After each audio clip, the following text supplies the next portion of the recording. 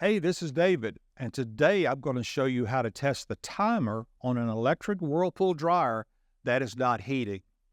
Before we get started, hit those like and subscribe buttons if you want to join our do-it-yourself repair community and get notified each time we post a new video guide. With over 2 million products in stock and the know-how to help you do it yourself, we are AppliancePartsPros.com. Today, we're going to need a Phillips head screwdriver and a multimeter. While you're getting those together, remember to keep safety first. Always unplug that power cord before you do any work on your appliances. In order to get to the timer, you need to remove the 2 Phillips head screws from the back of the control panel. Once that is done, you can lift up on the panel. You should see the timer once it is opened. If the switch inside the timer doesn't close while the dryer is running, it won't send 120 volts AC to one side of the heater.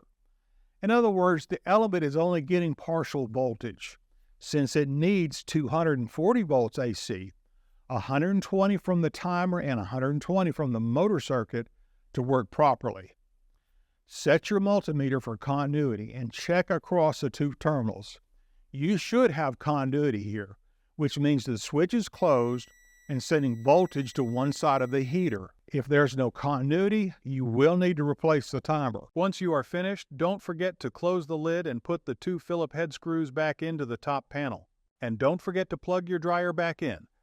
If your timer is defective, you can order a replacement at AppliancePartsPros.com so you can fix it yourself.